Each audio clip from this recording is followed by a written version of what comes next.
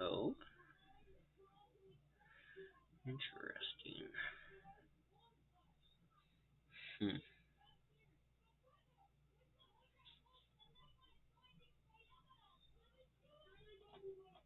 Okay, so I told you guys I'd post a video last night about what happened with this hotel that needs a pump. And Yeah. unfortunately, that was Friday night and it was date night, and I got caught up spending some time with my wife. But How dare he? No, I'm just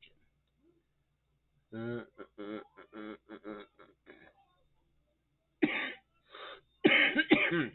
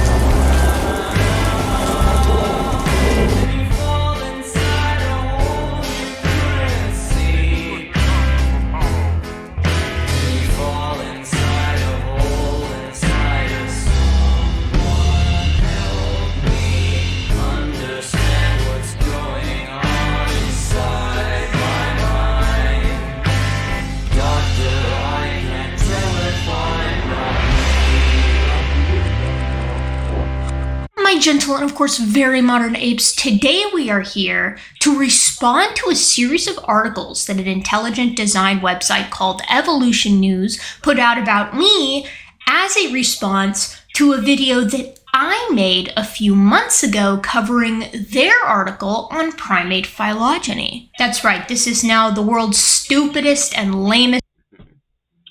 Evolution news. Let's go look it up.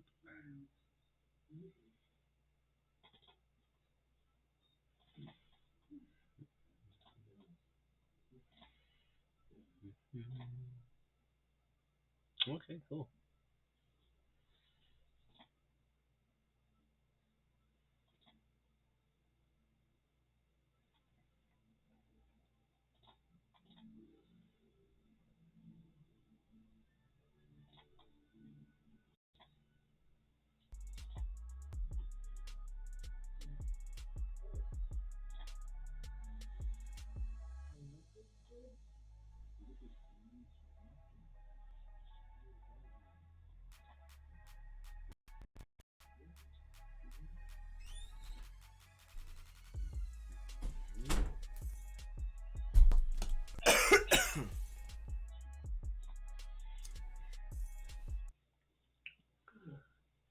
Here we are. Let's see what I got here.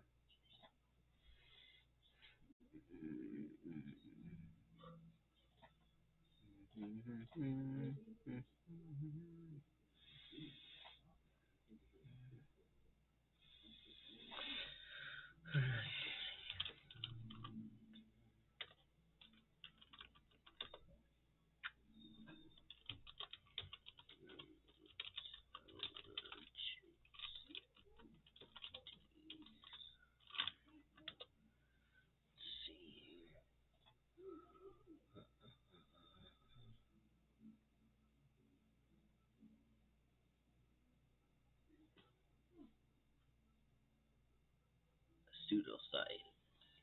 Scientific argument.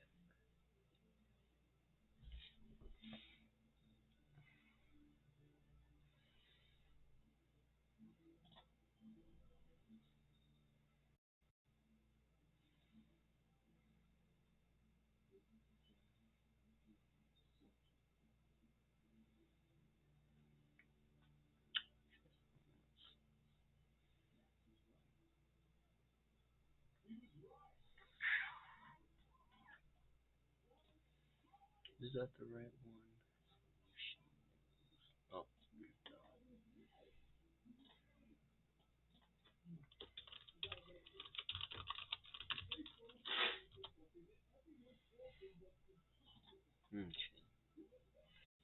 Should be it. There we go. Alright. Scientific imagination at play. That was a year ago. Exam. Holy sh! That's good. They're just going after YouTubers now. So, that's awesome. Monkey. Bias. Geologist Casey Lufkin. I mean, it's a problem if it's good enough. Alright, let's do this.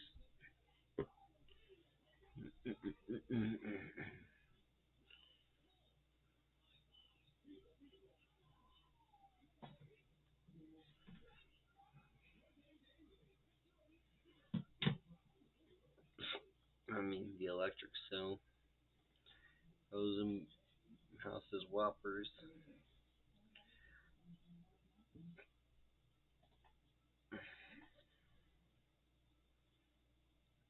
Quentin Darwin with the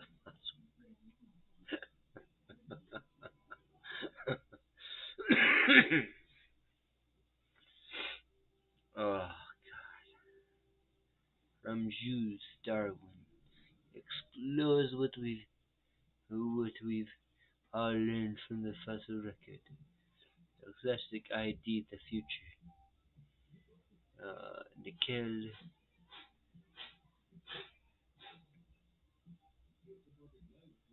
Okay, wait a minute. What? What we've learned about the fossil record, and it's not what. Jews, Darwin. Wait, hold on. A classic ID in the future audio adaptation of Nickel Jean Arumju's fascinating novella, I, Charles Darwin. In this episode, explores what we learned. Okay. Okay, I need to. This is gonna be amazing because I want to see. So we're taking a fictional Darwin. This isn't Charles Darwin that we know. Okay, this, they're going up against a fictional, a novel Charles Darwin. Let's see here.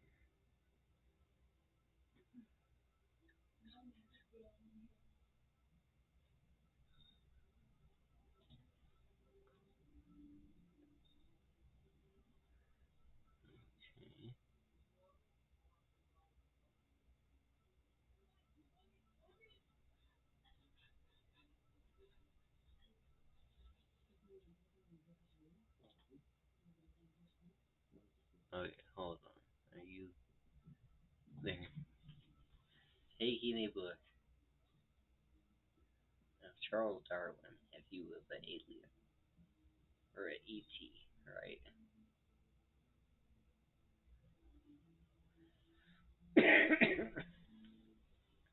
In 2009, 150 years of the origin of species. Uh-huh.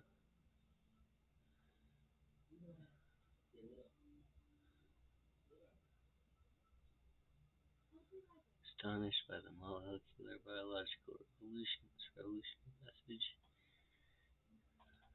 Yeah. By brutal new ideologies in the world. For scientific naturalism arose a belief in moral kosher and discrimination. Is a scientific epiphany and a more moral parallel is brought to light by an American historian whose many published 20th century stories dramatize the fierce contradiction, tragic, and studied.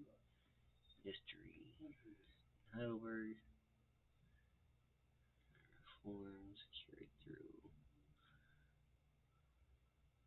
his army following the Vietnam War, active defense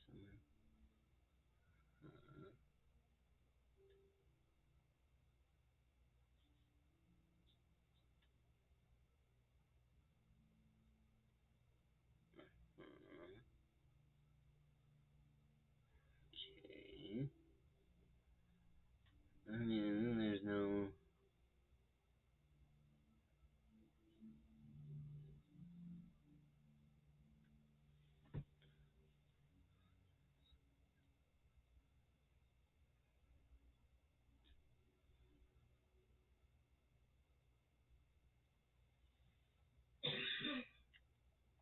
Okay.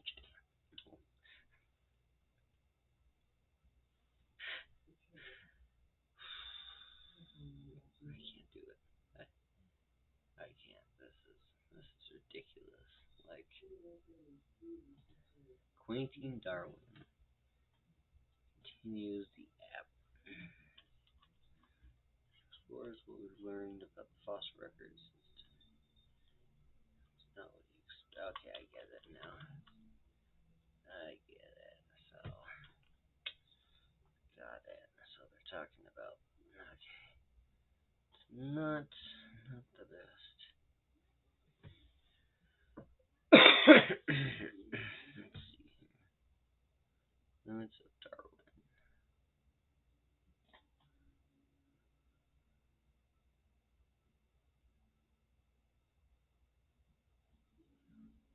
Let's look for it on.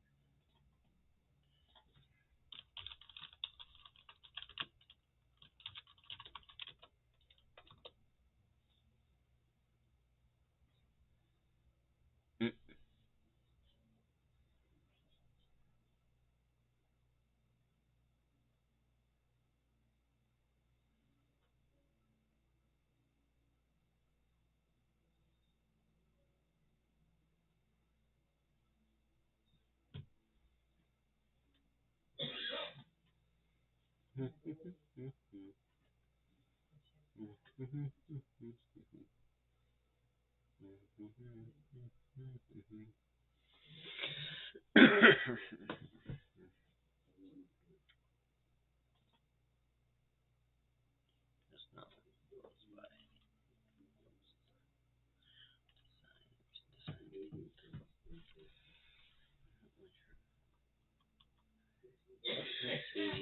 Not to the unlikelihood of actual separate ancestry, but for design their test separate ancestry.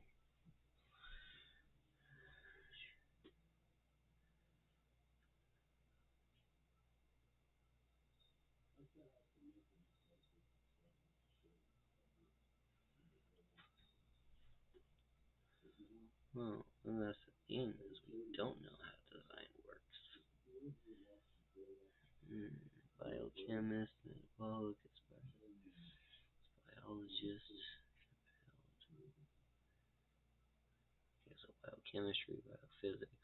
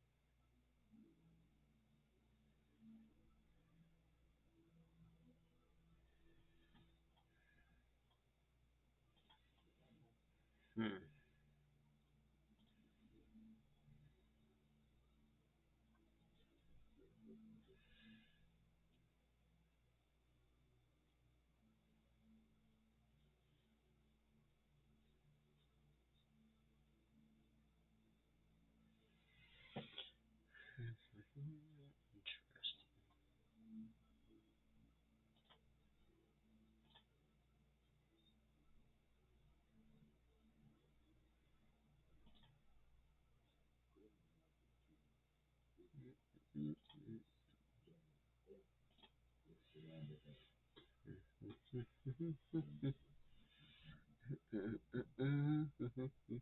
Well, thank you, viewer. Even though I think it might be me. If there's any channel. Nope, no channel. It's all a rerun. Rerun.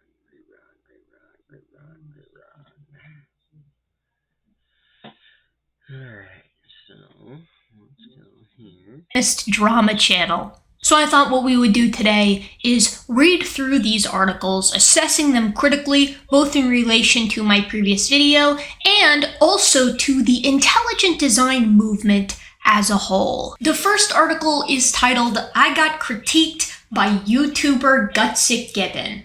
The agony of one's..." Okay, here we go.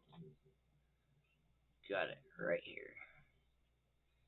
Author Emily Reeves. Descriptor being YouTuber. But at least I'm the envy of 75% of 6 to 17-year-olds in the United States today. We might be in trouble, you guys. The author Emily Reeves is instantly winning me over here with this absolutely idyllic picture of an agile gibbon, or Hylobates agilis. And I gotta say, I really appreciate the way that Emily has gone about kind of writing this article. She does so in a kind of tongue-in-cheek way. I feel that this is very much in line with the type of content that I try to do here. So let's go ahead and get started with this bad boy. As you can see, I left a like because I did in fact like this article. I Got Critiqued by YouTuber Gutsick Gibbon by Emily Reeves. She is indeed the author of the original article that we covered back in this video that you can see that I'm hopefully putting on the screen now, which was Evolution News' attempt to cover the statistical evidence for primate common ancestry. We're going to get to more of that here in a minute. She notes, earlier this year, a popular evolution YouTuber, Gutsick Gibbon, or Erica, created a video response to my post here at Evolution News. Do statistics prove common ancestry? You're buttering me up here, Emily. Popular evolution YouTuber? My. I had reviewed a paper by Baum et al., 2016, Statistical Evidence for Common Ancestry, Application to Primates, and how it presents a flawed and weak argument for separate ancestry that ignores the possibility of common design. Guys, we're going to get to the details of the criticisms here in a minute, but we're just getting started, so bear with me. Erica is currently pursuing her Master's of Research in Primate Biology, Behavior, and Conservation, and is the creator of hundreds of punchy, entertaining YouTube videos. Her channel's primary focus seems to be on debunking Darwin skeptics. So far, I love this article. This is 10 out of 10. We got a gibbon picture. We got being nice to me. These are pretty much the only two things that need to be present for me to like something. There was one mistake there. I have now achieved my Master's of Research in Primate Biology, Behavior, and Conservation, but I didn't update my YouTube, info blurb for a while, so this is not Emily's fault. I'm currently pursuing my PhD in Biological Anthropology, so let's continue here. Unfortunately, she does not seem to apply an equally critical eye to evolutionary theory. While Erica confidently affirms the conclusions of Baum et al. 2016 in multiple videos, here, and here, we love to see the citing of the sources, her responses do not negate the arguments raised in my initial post. So we're going to keep reading, and once we're kind of finished with this little section here, we're going to go ahead and revisit the arguments that I actually made so that we can see if I did or did not address Emily's criticisms and how she does in this article. Alright. So far, so good. These videos can be dry. Sort of dry. So, if you would, just hold on. Let me go. I'll be right back.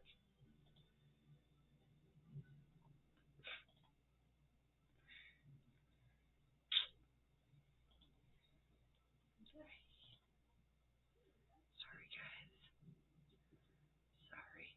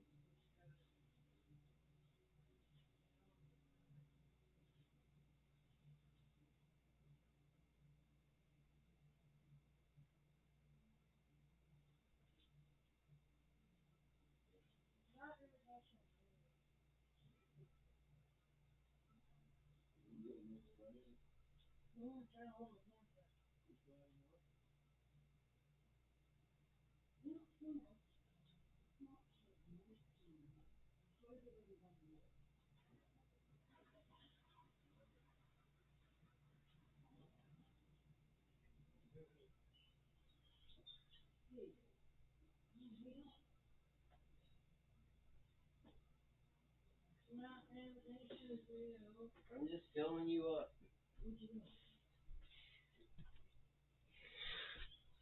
Alright, here we go.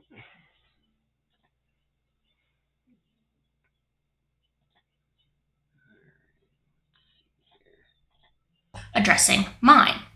An initial disclaimer. Before going forward, I want to remind you that intelligent design is compatible with both common ancestry and non-common ancestry views. Alright, so if you don't know what intelligent design is, hold on.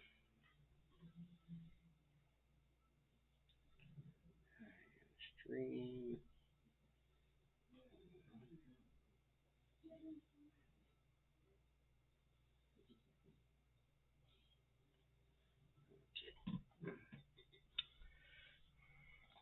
Alright.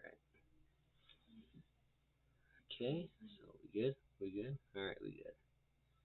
We good. So what it is it's God, the designer, instead of evolution, made everything the way that it is. So the eye and all that. The problem with that is, as we all know, and as you can see, I have an astigmatism in this eye, my left eye. So,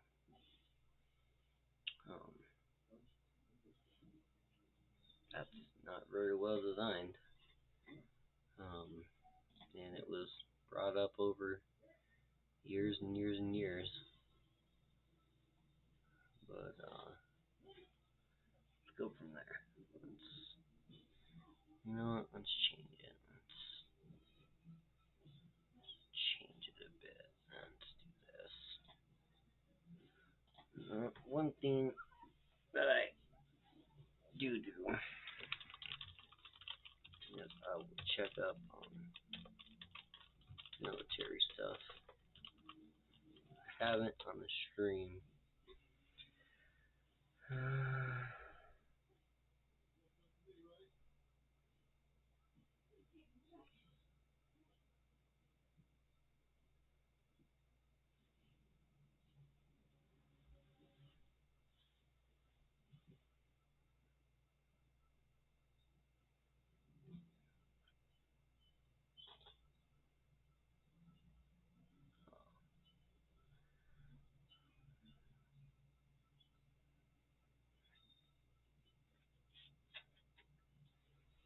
Enlisted airmen to fly an aircraft for the first time. Since World War II, these crews are preparing for new assignments as their reconnaissance drones retire. Air Force Chief of Staff Charles C. Q. Jr. L. Rachel S. Cohen is the author. Chief Master Sergeant of the Air Force Julian Bass floated their plan for those airmen. In the November 2021 letter, they laid out options for pilots to commission as officers, which requires a college degree or to pursue enlisted jobs outside the cockpit, like flight engineer, aircraft loadmaster, or refueling specialist. We felt calm, we felt taken care of and cared for. The enlisted RQ-4 pilots wrote and drafted a plea to federal officials that was obtained. Never did service wrong, and the Air Force decided to go a different route. Understandable. Many waited. 8 months before they were asked to list their 3 most preferred jobs. Some were allowed to commission as long as they stayed in the remotely piloted aircraft field. The letter said 1 or 2 others were approved to train into non-RPA jobs. We had individuals who met the criteria for commissioning, applying for the boards, and were immediately denied. We had individuals who applied for other enlisted aircraft positions get immediately rejected. We even had enlisted pilots apply for typically short-staffed jobs and get denied. The airman wrote, over the summer they received bad news, were disqualified for most of the 5 dozen careers they were offered in lieu of flying the Global Hawk. Hold on.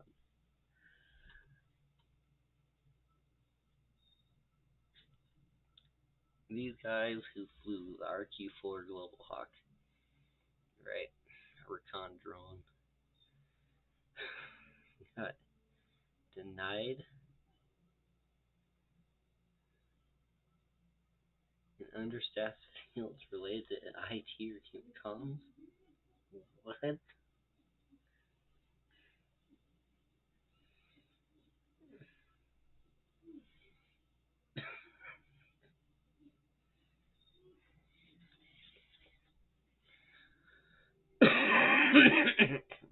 Oh shit.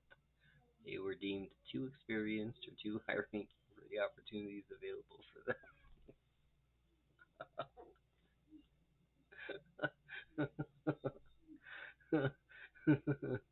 They can't go into an enlisted aircrew position, and they can't go to their previous career field.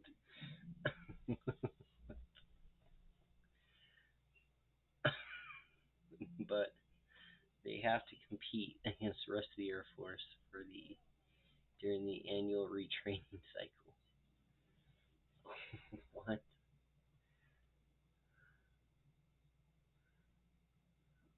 Wow.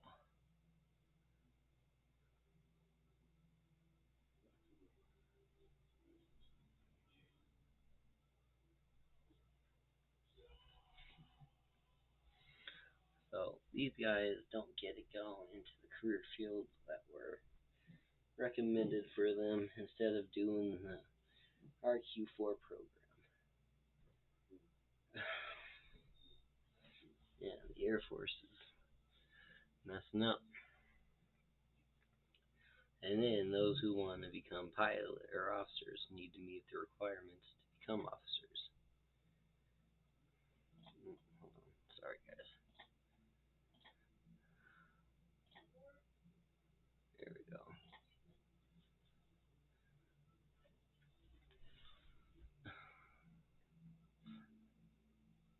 And pass the selection board process.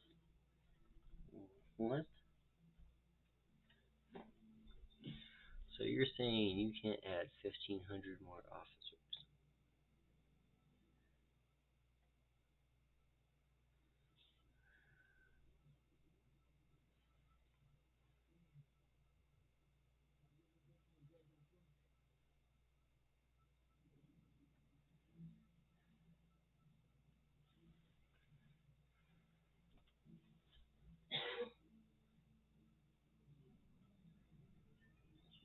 Or getting into other fields? Like they really need to, yeah, they really need to stop it. I mean, this is horrible.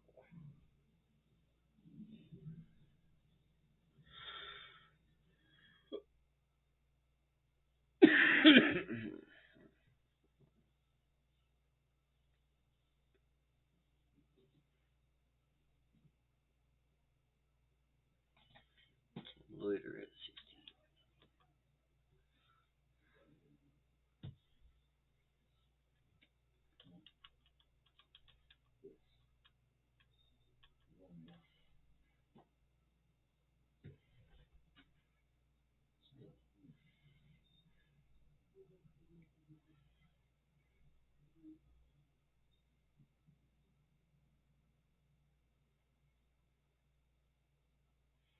I mean, send them all to Grand Forks.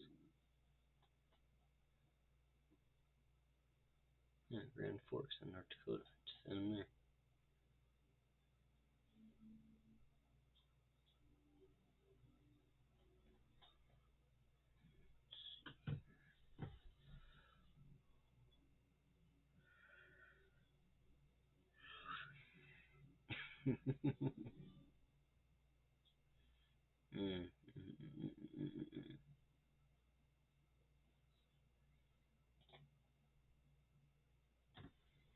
Nope.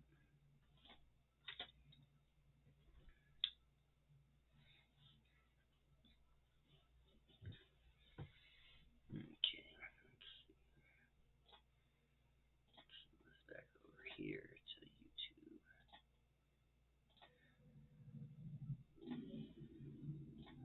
And this is the app that they supposedly got from Chrome.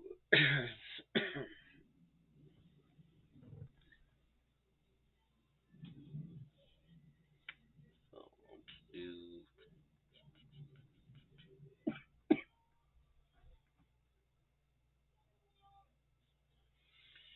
You know what?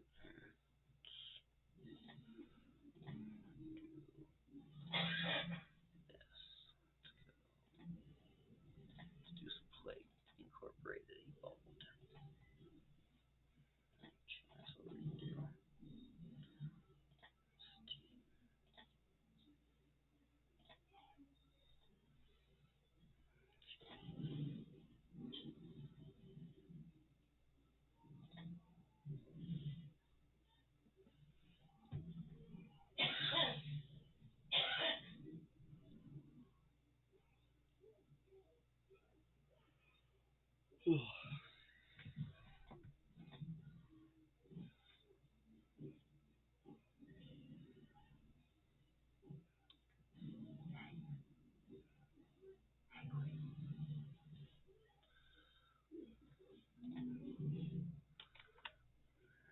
Apparently not.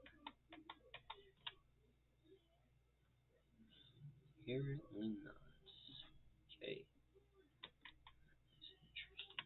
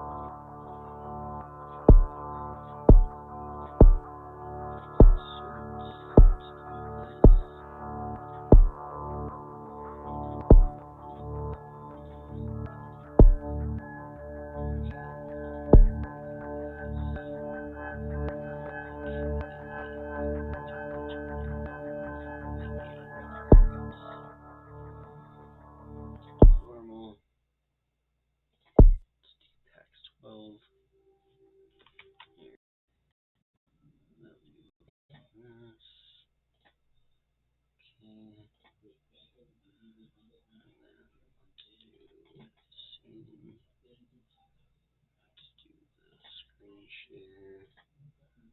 Let's change it to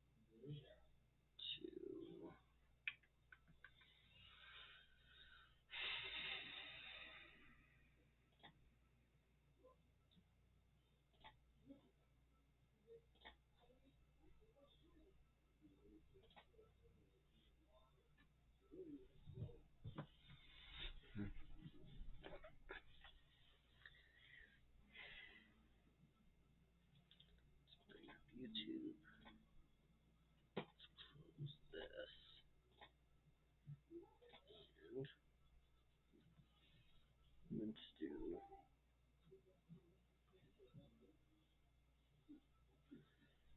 You know what? Oh, let's do some Blair. Yeah.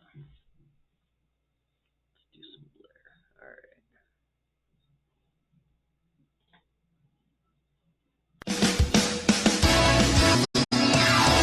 Do you remember America's Funniest Home Videos? Like, yeah, they're still around and their videos are still pretty popular. But before YouTube and TikTok, they were the go-to place to post mildly humiliating videos of your family members or kids getting up to no good. I feel like everyone has a video like that somewhere, whether it's deep in the bowels of the internet or on a dusty VHS in your parents' attic. We've all got those childhood memories we don't want the world to see. Maybe it was the first time you tried a whole lime and made a disgusted face before shrieking and chucking it into the sink. Maybe you tripped up the stairs at a school recital and managed to fall on your clarinet in front of the whole class. Yep, great memories, right? Now imagine that all of those memories had millions of views, that the internet was watching you grow up in real time, and there was absolutely nothing you could do to stop it. Well, this is the unfortunate concept behind family vlogging. If you can't tell from this introduction, I don't support the entire genre as a whole. Even without being familiar with family vlogging, just a quick glance at a few popular family vloggers will give you a hint as to why so many people don't approve. The Ace family has about 18 million subscribers on YouTube, and in the past 2 months as of writing this, they've had 2 episodes based on Catherine, the mother of the family, saying she was leaving them. One video is called That's It, I'm Leaving, and the other is Catherine is Leaving Us. Now, obviously it's just for a vacation, but the video literally opens with her daughters sobbing and saying they're going to miss her. Like, why would they clickbait that a mom is leaving her family to an audience of children? Or in another case, they claim to have let their dog go when, again, it's only temporary. It just feels off, right? But, of course, because we're on this channel, it gets worse. Austin, the father of the Ace family, has also spanked his daughter on video. Not as a punishment, but apparently in like a sexual manner. He told the camera that he's been working out, flexed, posed, and slapped his own behind before turning to spank his young daughter. But there's so much more than just one toxic family. The LeBrant family has about 13 million subscribers on YouTube, and they too have come under fire for questionable and downright disgusting content. Videos like pranking their young daughter by saying they had to give the family dog away, or lying to their audience when they pretended their toddler had cancer. Like, yeah, quality content right there. Not only have they literally clickbaited cancer, but they've stood by their decisions, compared abortion to the Holocaust, and continued to make some pretty questionable content overall, but again, mostly centered around their children. And these are just 2 of some of the most notorious channels out there. And while I'm sure there are plenty of good-intentioned family vloggers, there is just so much that can go wrong. After all this, you might ask, well, why can't anyone stop it? Can't the kids just refuse to be filmed? Don't they have any rights? And the short and unfortunate answer here is no, they don't. 18-year-old adults have spoken up, with some even suing their parents for blasting their entire childhood on social media, posting what they argue are inappropriate pictures in the process. But kids, even if they have the self-awareness to ask their parents to please stop posting about them, have little to no recourse here. One of these stories made it to the Washington Post a few years back in 2019, when mommy vlogger Christine Tate was confronted by her 4th grade daughter. Christine's daughter demanded to know why her name and photos of her were online. Why was her mother telling the world her most embarrassing stories, her most difficult struggles? She asked her mother to stop. Christine's response? Well, she told the Washington Post that while she might give her daughter a heads up and allow her to veto some pictures, Christine is, quote, not done exploring my motherhood in my writing. And that's all well and good for you, Christine, that you're not done exploring your motherhood. But why does that have to come at the expense of your daughter's privacy? Because here's the thing, if the blog really is just for her to explore her motherhood, why can't that be done in a private journal? Well, the answer is the same as for why these family vloggers don't keep their videos private: money and validation. These parents want the world to see their kids, whether to show off, get approval and money, or most likely, a little bit of a mix of everything. And this young 4th grader can't do shit about it. Unfortunately, the issue of rights goes beyond the fact that these kids don't have the mental capacity to understand the consequences of putting their lives on the internet in the first place. But even the kids that do end up famous have more rights than them. You see, child actors get paid, they have legal protections, they're not permitted to work more than 8 hours a day, more than 40 hours per week, and they can't work more than 6 full-time weeks per year. Not unless they're granted special permission by the Labor Department and an employment certification from the Bureau of Working Conditions. Now, a lot of this may also depend on age and state, but the point remains, there are some standards set in place here. But is this the same for family vlogging? No, it's not. Even if family vloggers earn a ton of money posting on YouTube, there's no guarantee the child will see a dime of it, despite it being their faces and their lives that earned their parents the money in the first place. So yeah, sure, there may be family vloggers out there that do it right, that don't overwork their kids and put some of the money earned into a fund for their children, but there's no denying that this dynamic right from the onset is toxic and dangerous. Hello everyone, and welcome to the Corporate Casket. I'm the Illuminati, and today we're obviously going to be talking about social media family vloggers.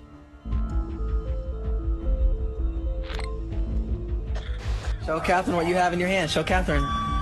Show her.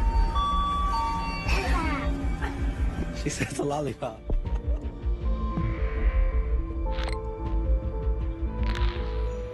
We're going to go ahead and start with the Ace family because we already mentioned them earlier, and chances are if you know anything about the family vlogging world, you've definitely heard of them before. Now, let me preface this by saying that there is no possible way I'm going to be able to talk about all of their scams and controversies. The truth is, they have a very unique range of controversies. They range from racist and sexist tweets to allegedly faking robberies to having a scammy monthly subscription app and to taking kids to a sex shop to buy them a phallic lollipop. I think you get the idea. Instead, I want to hone in and focus on the ethics of their family vlogging, or in this case, the lack of ethics. Do they actually have their kids' best interest at heart, or is it their wallets? Let's take a look. One recent scandal seems to suggest the latter, but in a rare twist, the Ace family wasn't scamming anyone. They were actually the ones getting scammed. In their lengthy video called Our House Story that went on their channel in November 2021, Austin and Catherine explained that the contractor they hired to work on the home hadn't actually been licensed. They were using someone else's license, and the couple was unaware. The contracting team basically screwed them, as the couple put it, meaning that they were there without gas the entire time they lived there, which was nearly 2 years. Now, the question here is, why does that matter? Who cares if their multi-million-dollar mansion had issues? It just kind of feels like justified karma, right? Well, the problem is that if they were actually without heat, that means their kids were without heat too. This isn't a situation where the family couldn't afford to pay the bill, and, the Ace family was living in a multi-million-dollar home that just didn't have basic fucking necessities for their kids. If you want to live that way for whatever reason, go on and do that, you're an adult, but to do that to your children is really uncomfortable. Now, around this time, tabloids and other similar websites jumped on the situation and said that the family had allegedly committed mortgage fraud. Rumors swirled that the Ace family used shady methods to get their home and they'd gone into default on payments. They were on shaky ground, right? And what did they do? They apparently clickbaited their son's injury. Yeah, that's the reaction the Ace family had when all eyes were on them, wondering why they weren't ensuring their kids had heat. Make a video called Steele Got Hurt Bad on Camera So Unexpected with a photo of their son Steele bleeding and falling down. And I'm sorry, but to be frank here, what the fuck? What kind of parent continues to film their child when his gums are bleeding and his sisters are crying because they're worried about their brother? No, the kid wasn't hurt that badly like the thumbnail suggests, but I'd say that doesn't make anything better. When you see a young kid with their mouth covered in blood, you're probably going to be concerned. And the Ace family knows this and they profit from it. And it's really upsetting. When your first instinct is to film instead of comfort your child, something's wrong, and you don't have to be a parent to know that. I mean, aside from keeping your kids in a house with no heat and their children having to have cold baths, plus filming when a child is hurt, there's also the fact that these parents treat people like garbage. Allegations that Austin McBroom has raped a woman and consistently cheated on his wife, even pressuring the woman he sleeps with to sign NDAs, have been circling the internet for quite a while now. They are only allegations, so I can't say how true they are, but there's a lot more. He's also been criticized for hosting a boxing event, only to take home a $1 million prize while other influencers and participants didn't receive a payment weeks after the event took place. They also held a charity basketball event, but only donated $75,000 instead of the $100,000 they originally promised. On top of all of this, it seems to be the case that they made a profit off of the event, which you can account for ticketing, merch, and live stream sales too. Unable to keep the spotlight away, the following year when a random fan was chosen from a crowd to win $100,000 in a shootout, Austin again faced criticism once it was revealed that the so-called random fan was actually just a longtime friend of his. So I think you could see why I couldn't go over every single one of their pieces of controversy, drama, or supposed scams. We'd certainly be here for a while. But the point to all of this is the same. The Ace family has set an example for their kids that sure doesn't seem to be a positive one. In their world, money comes first. Money comes before privacy, integrity, and transparency. Pushing boundaries to get what they want, whether that's using questionable titles, thumbnails, and filming injuries. It's just part of their daily life. And hey, maybe they started their channel with good intentions, just to make silly videos together. But only a glance at their channel now, and it certainly doesn't seem that way anymore. But they're not alone, not by a long shot. I think what Jim's trying to say is that after multiple assessments, after multiple evaluations, numerous medical professionals have felt that he needed a different fit in his medical needs. Again, regardless of if you're familiar with family vlogging or not, you've also probably heard of the Stauffer family. For those of you that don't recognize the name, they're the family that adopted and then gave up their son Huxley. And to use the exact language, they rehomed their son, something that people use as terminology when they have to give up a pet, but sure, apply rehoming to a child. This event pushed family vlogging into the limelight because it seemed like another prime example of someone that cared about money and publicity more than family. A brief recap for those of you that don't know. In 2020, Micah and James Stauffer announced that they were giving up their son Huxley after having spent about 3 years documenting their journey adopting him from China. Huxley has autism, and the Stauffers explained that his special needs were simply too much for them to handle. Now, let me make a few things clear right off the bat. Sometimes kids aren't a match for a home placement, and they end up going back into the system. It is sad, but it does happen. Rehoming is not an extremely unusual event, unfortunately. Hopefully, it can be avoided if the parents receive proper training and a child is slowly introduced into their home. But I'm not saying that anyone is a monster because they decide adoption isn't right for them. It's better to decide that a child would be better placed somewhere else than to keep them and resent them or be unable to care for them. However, what did make the Stauffer family the monsters here isn't that they rehomed Huxley, but it's the fact that they made it so public and so damn profitable. In my opinion, there were red flags from the start. Their attitude came across as,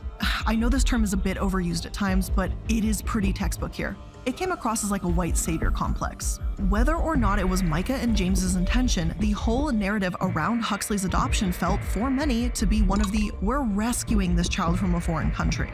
Micah also used language saying that God softened her heart and encouraged her to adopt a child with special needs, which again, it just makes my skin crawl. Because the reality is when you adopt a child, no matter the circumstance, you should never be doing it for self-congratulatory reasons. Do not do it to get praise from others or to be told, wow, you're so amazing or you're so brave, because that's so unfair to the child. It paints them as a burden that you're like some saint for taking them on. No child should ever be made to feel that they're lucky that someone wanted them. Kids deserve families and unconditional love. That's the bare minimum. Now, while around 1 to 5% of adoptions are legally dissolved, sometimes because adoption agencies fail to properly disclose information about a child, the publicity around this dissolution also reeked of a self-entitled attitude. Huxley's entire adoption process made a lot of money for the Stauffer family channel, considering that they documented it for 3 years. Susan Soon-Kim Cox, Vice President of Policy and External Affairs for Holt International, an agency that merged with the one used to adopt Huxley, specifically advises against this. According to Cox, when you publicize an adoption like this, it not only perpetuates the idea of lesser, that white families need to save foreign children, but it can jeopardize the adoption too. It's not just discouraged, but in some cases, it's prohibited for safety reasons. Micah didn't just decide to post a few pictures here and there, but vlog Huxley's life for profit. She would even join Facebook groups around adoption and ask people to follow her and like her videos. Some of the videos were about his mental prognosis. Some talked about his struggles with food insecurity, as hoarding and fixating on food is a relatively common issue for adopted and foster kids. And others discussed his communication challenges. But the thing here is, Huxley didn't ask for this. He didn't ask for a mother that told the world how hard it was to stomach his autism diagnosis. He didn't ask to have a camera shoved in his face. The thing is, we all know that growing up, we probably presented our parents with certain challenges. I know I sure did. But imagine that as an adult, you found a video of your own mother telling her followers that God gave her a bit more than she knew what to do with when you were struggling. That's something you share with a therapist, a journal, a close confidant, but not the whole fucking world. If Micah wanted to tell her audience that she was adopting and it was presenting challenges that she was talking through with a professional, that's okay.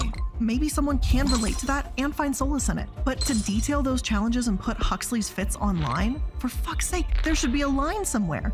And wherever it was most certainly crossed here. Now, truthfully, I could just talk about these two families and literally wrap it up and call it a day, because these two issues from these two vlogging families are bad enough. But as per usual, there is more we have to discuss because it isn't just a two-family problem. This seems to be a problem with family vloggers in general. Go like this. No, Mom, I'm actually seriously trying. No, I know, but go like this for the video. Go like this, put one hand up, go like this. No, go like this. Now, of course, for Nikki and Dan Filippi, they refused to adopt from Thailand because of the strict regulations around putting kids on social media. I guess for them, the idea of not being able to profit off of a child is just too hard for them to bear. The Filippis explained that Thai law restricts the release of an adopted child's info, photos, videos, and films to mass media, like YouTube. This would be questionable enough because it sure doesn't seem like they're adopting for the right reasons, but this isn't what actually threw them into the spotlight. You see, once Nikki and Dan had a child of their own, they realized that he wasn't getting along with their dog Bowser.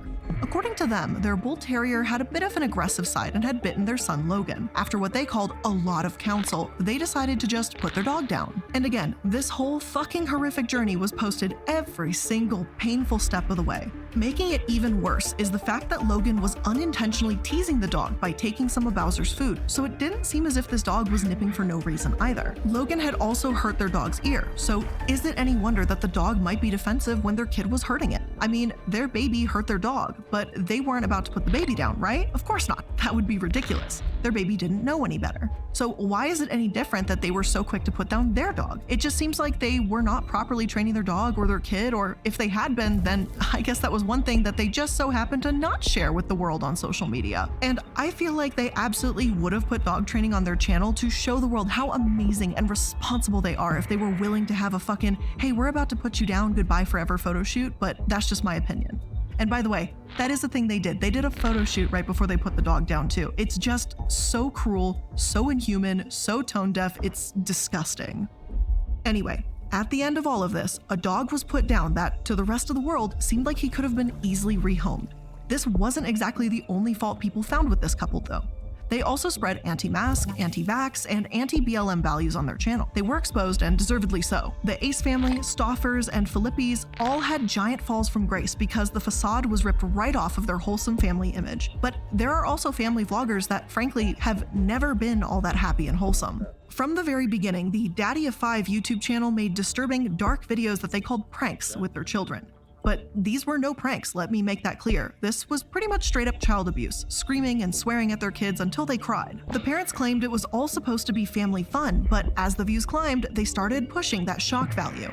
The way these parents treated their kids, encouraging siblings to hit one another, slamming their kids into the ground, it crossed a line from prank to abuse long ago. Some of their compilations are honestly really hard to watch. Like I've said before, I'm not a huge kid person, but holy fuck, seeing the utter torture and screaming and hell that the Daddy of 5 kids went through, especially Cody, it's painful.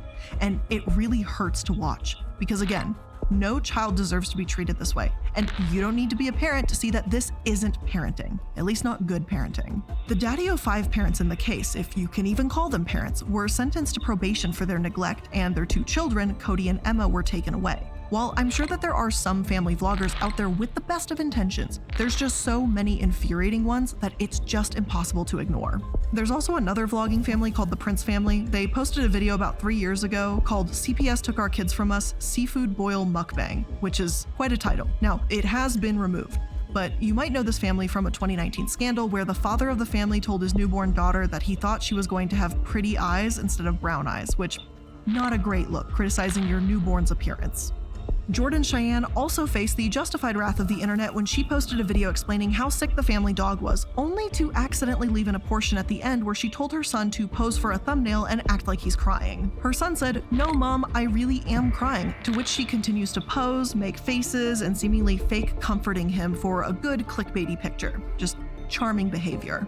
And as a side note, it's really wild to talk about Jordan Cheyenne in particular because I think back in like 2015 or 16, I actually used to be subscribed to her channel like way before YouTube was ever a thing for me. And I think she used to do like haul videos and stuff like that and makeup and like, you know, just general positive girly femme content. And I wondered what had happened to her. So when this popped up, and I like saw her back in the news again and saw that it was over like drama and stuff, I was like, holy shit.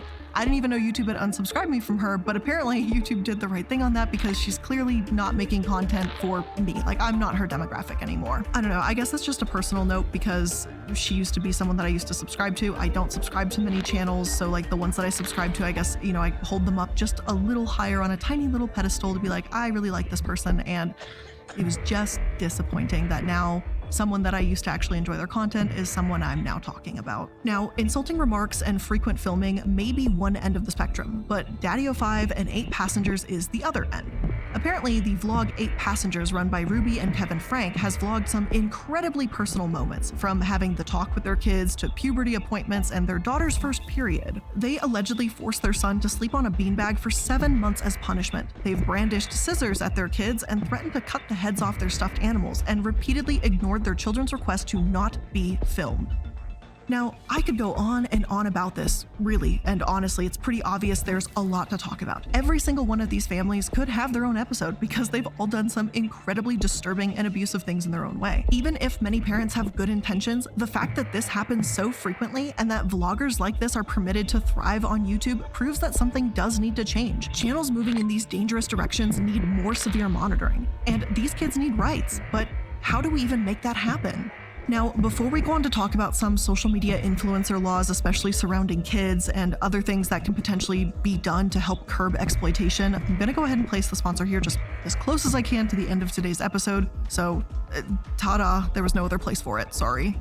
After years of fine print contracts and getting ripped off by big wireless providers, if we've learned anything, it's that there's always a catch. So when I first heard that Mint Mobile offers premium wireless starting at just $15 a month, I thought, well, obviously, there's gotta be a catch. But after talking to them and using their service for almost 2 years at this point, it makes perfect sense. There just isn't one. Mint Mobile's secret sauce is that they're the first company to sell wireless service online only. So they cut out the cost of retail stores and pass those sweet, sweet savings directly to you. I save about $90 a month per phone that I have with Mint Mobile, and I do have a personal phone, I have a work phone, and then I also pay for some of my employees' work phones too. And I'm telling you, when each one of those save $90, it adds up quickly. So for anyone who just hates their phone bill, Mint Mobile offers premium wireless at just $15 a month. All plans come with unlimited talk and text, plus high-speed data delivered on the nation's largest 5G network. And you can use your own phone with any Mint Mobile plan and keep your same phone number along with all your existing contacts. Or you can switch them all to something new like what I did. So to get your new wireless plan for just $15 a month and get the plan shipped to your door for free, make sure you go to mintmobile.com/casket. That's mintmobile.com/casket. Cut your wireless bill to $15 a month at mintmobile.com/casket. You want to care about me? You want to love me? You want to like me? So just go! Why are you still here? Just go! I do like you. I gotta get you. Social media influencer laws, especially surrounding kids, are pretty new. Chris McCarty, who was 17 as of TechCrunch's article in April of this year, is one of the ones spearheading laws that would help protect kids that are part of family vlogs in particular. McCarty and Washington State Representative Emily Wicks created House Bill 2023, which would ensure that any child featured in these high-earning vlogs has a trust set aside for them when they turn 18. Plus, once they become an adult, these children in these vlogs have the right to request that the content be removed. Of course, we do know the internet is forever, and I'm sure that these vlogs will still exist in reactionary videos and compilations on other channels, but having some say in what they're featured in would be a massive step forward in this situation. As McCarty explained, one of the biggest problems with this entire situation is the lack of advocacy. These kids often can't and wouldn't know where to begin to even, start sticking up for themselves. Child actors in Hollywood have laws that require parents to create trust accounts, so why should vloggers be any different? Given the multi-million-dollar mansions that we've seen some of them live in, they're clearly earning enough that they definitely should not be exempt, and their kids are clearly working when they're featured in these steady streams of uploads. But a trust fund really is only the first step. It's a great step, absolutely, and I'm hopeful that other states will follow suit and put this into place. Unfortunately, I can imagine that enforcing this might be an absolute headache too, and this still doesn't address the inappropriate content and clickbait that's been popular on YouTube for years now. Truthfully, I don't know if there's an easy solution to this. All I can say is that if you see content like this, don't consume it. Tell your representatives to find solutions. The level of exploitation we've seen is absolutely dangerous, and these kids can't speak up for themselves. In my opinion, the genre falls in too much of a murky area, and it's too easy to become toxic. Until changes can actually be made to protect the kids involved, I can't support family vloggers whatsoever. But those are all just my opinions, my thoughts, and a very brief overview on a new part of a burgeoning social media industry that I think has more than one red flag. So thank you for making it through the end of today's episode. I do hope that you learned something new today. And if you did, make sure that you're liking, following, and subscribing, all the good stuff to stay updated every time I upload a new episode. I know there's 1.5 million things you could be doing in your busy day, and yet you chose to spend just a couple minutes of your time here with me, and I really do appreciate that. So thank you so much, and I hope to see you in the next one. Bye!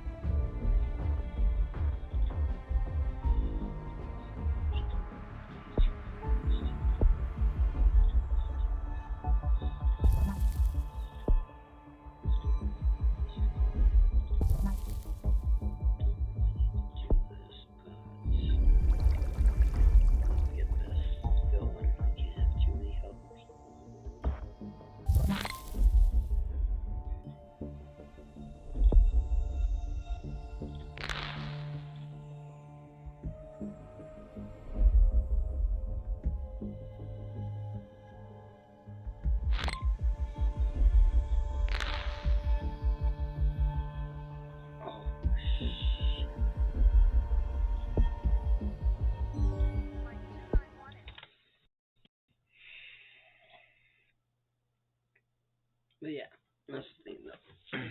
So, hold on. Let me save this real quick.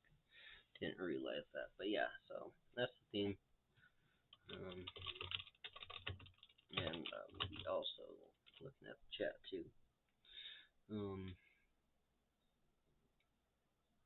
There's no accountability for parents when it comes to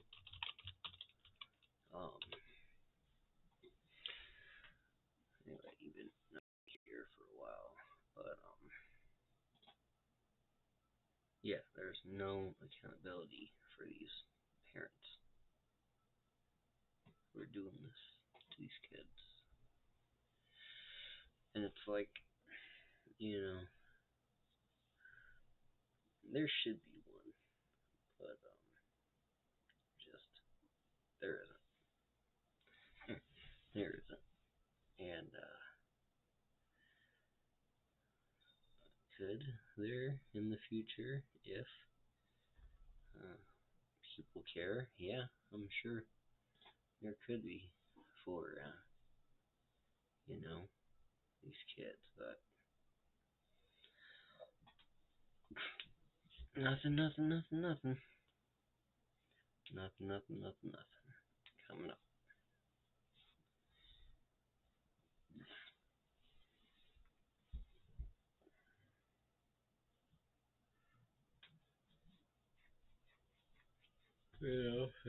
It's BS, because, it shouldn't be happening, and it's dumb as hell. Let's see here. See what else. And, oh yeah, Blair is,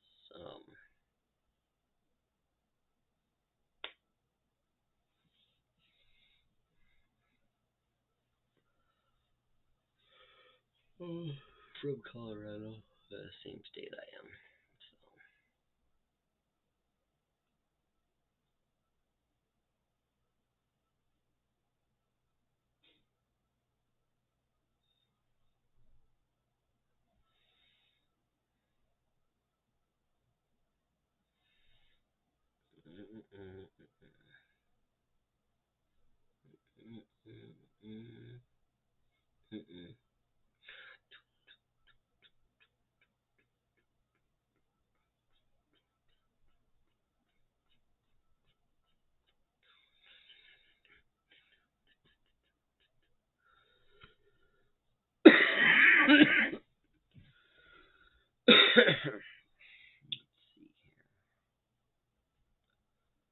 You know what? Let's watch.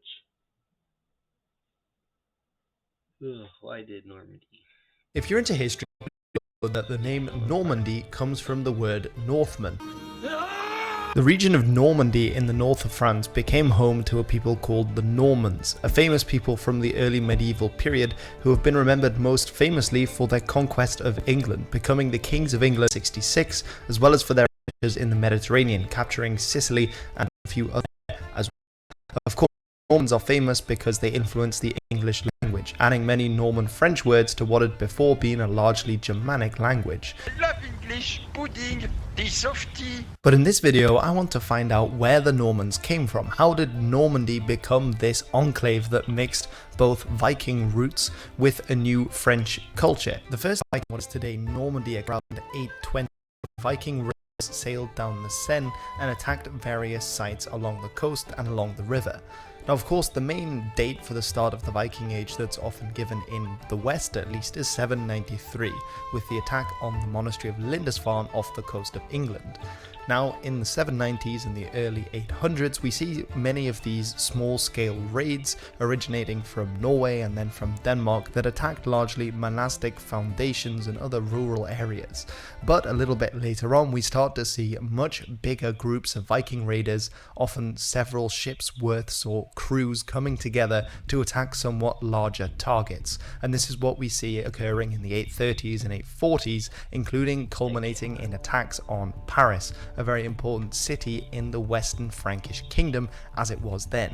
Now, to reach Paris, this incredibly wealthy target for these Viking raiders, they had to actually sail there because they didn't walk there over land. And so what they had to do is they had to find one of the tributaries or one of the rivers that leads into the Seine, which they could then sail down to reach Paris. And of course, that is where modern day Normandy is today. So already early on in the Viking Age, Normandy was an important place for raiders attacking Frankish sites like Paris and along the river. One of the largest attacks on Paris was in 845 and involved hundreds or potentially thousands of different Scandinavians attacking the settlement. They were eventually beaten back by the Frankish Count Odo, but they would return and try again. For example, in 861, they would do just this, a surprise attack on Paris.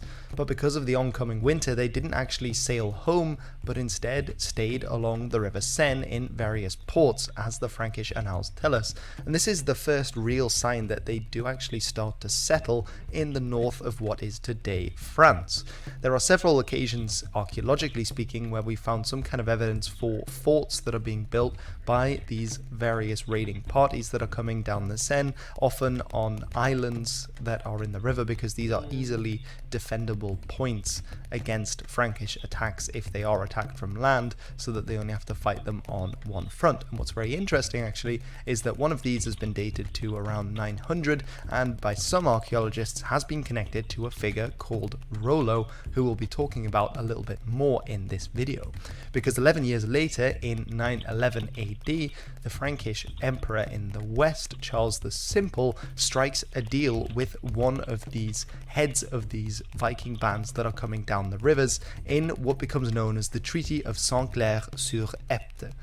And this will change the history of Normandy and France and England and probably the world in some way forever. While the account of this treaty only survives from later sources, it probably did take place because of the political ramifications that Commencing autopsy 3. It basically mentions that a figure called Rollo becomes ruler in part of the north of France. So let's take a quick break from the historical aspect of the video and then take a look at this individual called Rollo. Now, first of all, Rollo is the name of a sweet these days, so you might have come across it in that way, but Rollo was the name of a Viking leader or a Scandinavian leader of some repute and some fame, but he's known by different names in different sources. So the Old Norse name that's most often given for him is Rolver, which itself is actually a contraction of a longer Old Norse name, which is something like Rudolver, which means fame wolf, that Olver being like wolf at the end. However, in Norman French at the time, he's sometimes referred to as Roux and sometimes as Rolon as well. Now, it's worth noting that he gets the baptismal name of Robert or Robert in French, but later Scandinavian sources call him something like Gungu Rolver or Ganga Rolf or Rolf the Ganga, which sometimes then has become Rolf the Walker in the English translation. And this nickname actually only comes much later, which is in Heimskringla, which is written in the 13th century by the Icelandic author Snorri Sturluson. And so we have to take it with a little bit of a pinch of salt because it's written much further away and much further in time forward. Good English syntax there. But we do know a little bit about Rollo, but a lot of it is shrouded by mystery, which is captured by Robert Ferguson, a historian who's written about him. He says, also known to his biographers, chroniclers and poets as Rollo, Roland, Robert, Rodolphe, Ruinus, Rosso, Rotli and Rolf, Ganga Rolf or Rolf the Walker, founder in about 911 of what became the Duchy of Normandy, is another of those like Ragnar Hairy Breeches, that's Lothbrok, or Ivar the Boneless, that's Bane Lause, whose prominence among their contemporaries conspired over the years with an almost complete lack of biographical information to transform them from ordinary mortals into dense hybrids of men, myth and legend. What Ferguson is basically saying here is that we don't know an awful lot about Rollo, because at the time people weren't writing much about him. It's only later, when this Duchy of Normandy, as it would became this powerful entity and that they themselves were writing things down, that he is seen as a founding figure, and so lots more is written about him. But we don't know how accurate this information is, given that a lot of it's written, around 100 years after he became the ruler in Normandy. So we don't actually know where he came from. A lot of scholars do tend to think that he was from what is today Denmark, that he led the Danes. This would make sense because a lot of the raiding parties that attacked the northern Frankish coast were from Denmark, and there were Danes in England at the same time. There were frequent raids across the Channel, so it would make sense that he himself was a Dane. However, in that same source from the 13th century in Iceland, Heimskringla actually gives him a Norwegian family. But in general, the Icelandic sources are more concerned with the Norwegians because that was their closest point of contact. Something that may give a clue as to his origin was recently proposed, because it has been written down by a monk called Dudo of Saint Quentin, who actually wrote a biography, the Historia Normanum, as it's called, the history of the Normans, written down at the very end of the 10th century, mentioned that he was close allies with a figure called Astelm. And for a very long time, historians didn't know who this Astelm was. There was no one written down with this name, but recently, it's been proposed that this might have referred to Athelstan, which, if you're into your Anglo-Saxon history, will know that this is an Anglo-Saxon name, but actually it probably refers to a Dane who was ruling in East Anglia at a similar time to when Rollo was active in that Channel region, and he was formerly known as Guthrum. But after having been defeated by Alfred the Great at the Battle of Edington, he was baptized and so received a Christian name, which was Athelstan. And so that Astelm may be the Norman way of writing down that Athelstan, and so be referring to Guthrum, who was also a Dane. So that is another connection to Denmark there. A little bit more about that in this video about Alfred the Great. Now we know that in 876 Rollo is already active in this region. He is probably the one that leads this big raid down the Seine in that year. He's also most likely involved, if not the main man, leading the attack on Paris in 885 when they once again sailed down the Seine and attacked that big city. Now, what's interesting is that this proposal in the Treaty of Saint-Clair-sur-Epte is basically that a part of Francia will be given away to be ruled by this Dane. Now, part of the reason is the kind of idea of if you can't beat them, join them. But what's interesting is that this idea had already been practiced by the Franks for some time by 911 AD, but not in what's today France, but in areas of what is today the Netherlands and Germany, in the region of Frisia, which I talked about in this video. So I guess, like in so many other things, the French are just copying what the Dutch had done before.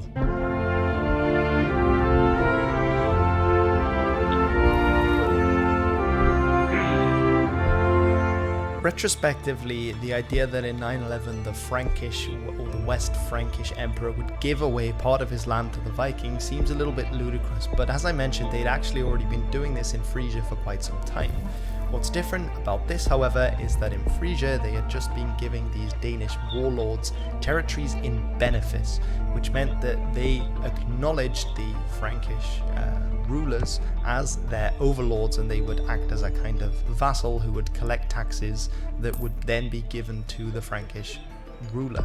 However, in Normandy there is a great deal more independence that Rolf would be given over that territory.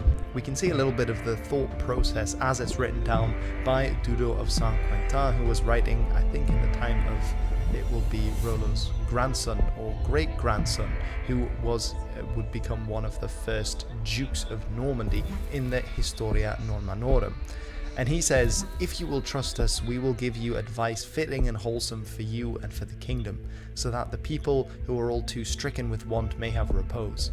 Let the land from the river Andelle to the sea be given to the pagan peoples, and in addition join your daughter to Rollo in marriage, and thereby you will be able to grow mightily in power against the peoples who resist you.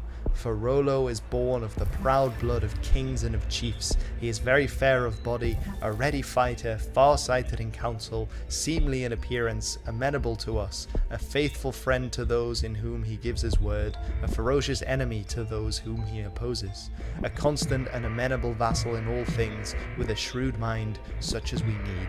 Now, obviously this is a description of Rollo, but considering it was written so much later, we probably can't say if all of this applies to him, and this is obviously steeped in Norman propaganda with seeing this founding father in such positive light. What is actually very interesting to note, however, is that originally they didn't offer Normandy as this point, but instead Flanders, but that Rollo rejected this on account of it being too soggy, being too damp, and instead he got what is now Normandy, which is quite interesting. So the Treaty of Saint-Clair-sur-Epte is very important because it establishes this kingdom that is now, well, it's not a kingdom, but a part of land that is now ruled over by Rollo, will be ruled over by his descendants. Now it starts off being fairly small, consisting of 4 pagi. Now, pagi is the word used by the Franks for their counties, and these counties included Caux, Talou, Roumois, and Évreux.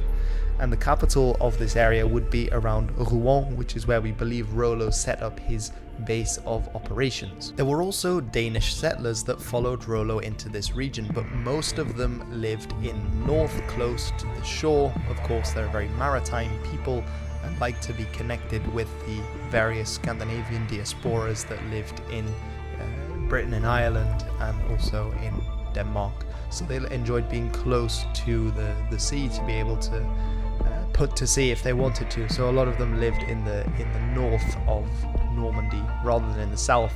However, it's not like it was a kind of huge takeover and the other people that lived there before were all driven out.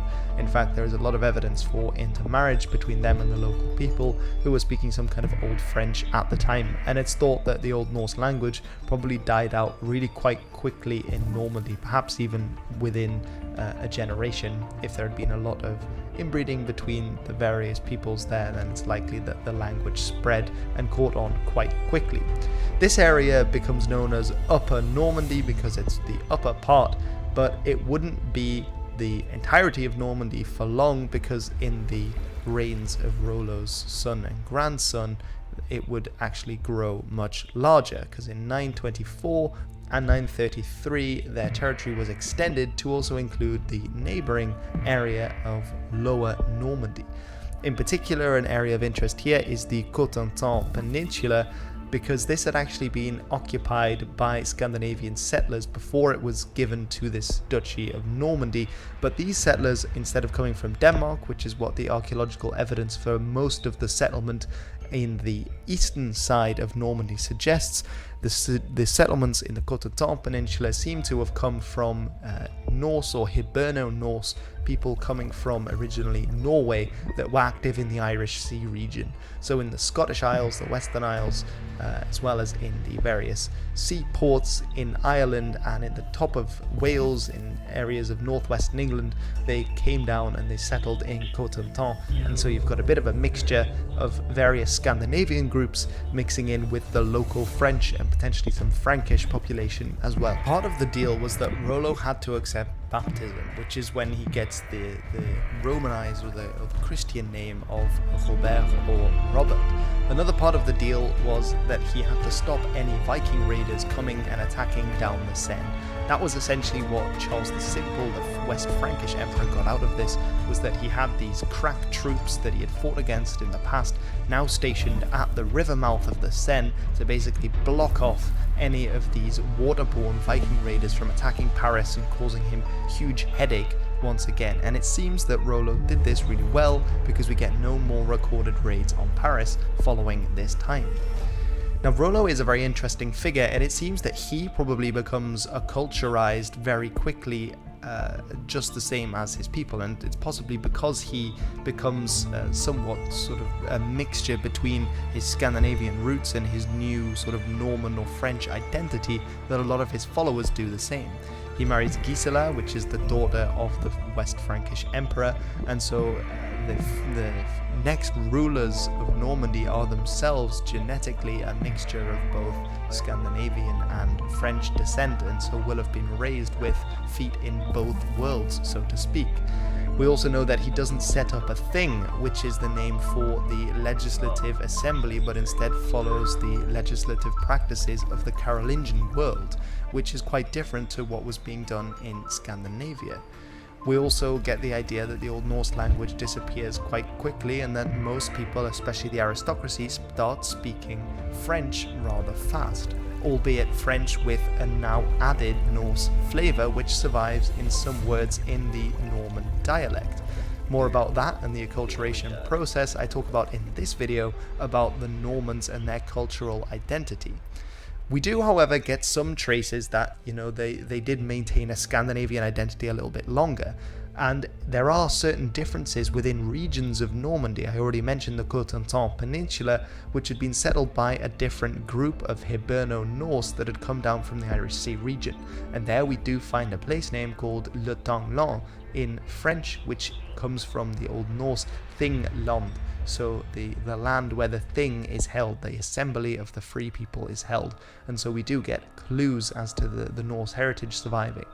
Many of the laws themselves also seem to be more Norse in character than Carolingian, like the right to banish is quite an important one.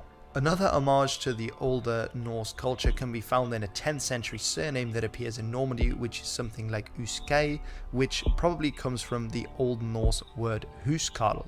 Now this is most often translated as housecarl or huscarl in modern English, and these were the elite or the crack troops, the retinue or bodyguard of elites. And so it's likely that this name sort of passed on because Rollo and his descendants probably had an elite retinue, a kind of bodyguard of these heavily mailed, often using big Dane axes at this point, like we see surprisingly enough on the Bayeux tapestry afterwards, because Harold Godwinson's retainers are also these sort of housecarls, as you might call them. But this does suggest that housecarls were also something that were found in Normandy as well.